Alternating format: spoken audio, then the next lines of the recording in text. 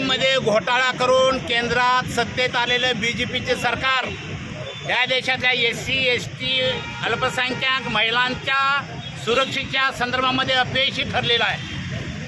म्हणजे त्यांना बोलण्याचा ताळमेळ राहिलेला नाही, कसंही बोलतात, काही बोलतात आणि त्या बोलण्यातून या देशाची निधर्मी घटना धोक्यात आलेली आहे। ते कोकणातलं पिट्टू म्हणतंय की मुस्लिमांच्या मशिदीमध्ये घुसून मारू, हे काय लोकशाहीला धरून आहे का?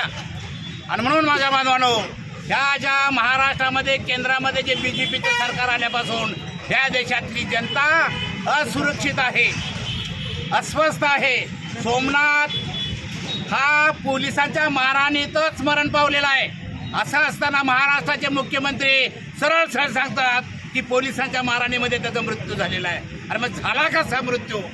या परभणीच्या प्रकरणाची नैतिक जबाबदारी स्वीकारून महाराष्ट्राच्या मुख्यमंत्र्यांनी राजीनामा द्यावा अशी डेमोक्रॅटिक पार्टी ऑफ इंडियाची मागणी आहे। दुसरं, लोकसभा हे सभागृह आहे, लोकांचं बरं वाईट बघण्यासाठी ते सभागृह असताना विरोधकांनी डॉक्टर बाबासाहेब आंबेडकरांचं नाव घेतल्या त्या अमित शहाला बाबासाहेबांचा एवढा का तिरस्कार आला हा प्रश्न आहे। अरे अमेरिकेचा घटनातज्ञ घटनाकार जेफरसन पहिल्या इलेक्शनला त्याला बिनविरोध अमेरिकेने निवडून दिला, कारण का पडला तर या देशाचा अपमान होईल आणि या देशामध्ये घटनाकाराचा अपमान सभागृहामध्ये होतोय। त्या अमित शहाला घटनाकाराचा अपमान करणाऱ्या अमित शहाला देशद्रोहाच्या खटल्याखाली अटक झाली पाहिजे अशी आमची डेमोक्रॅटिक पार्टी ऑफ इंडियाची मागणी आहे। आज या निमित्तानं काय केलं?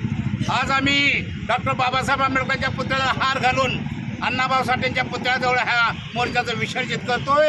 प्रत्येकाने बाबासाहेबांचा हातात फोटो घेऊन आणि एक सीडी अशी लावली, आंबेडकर आंबेडकर आंबेडकर आंबेडकर, कारण का आंबेडकराला या विचाराला विरोध करणारी पिरावळ ह्या सांगलीत सुद्धा आहे। त्यांनी ह्या मोर्चाच्या वेळेस कानात बोटं घातली पाहिजेत अशा पद्धतीचा दंगा करत बाबासाहेबांचा जयघोष करत आम्ही हा निषेध मोर्चा काढलेला आहे।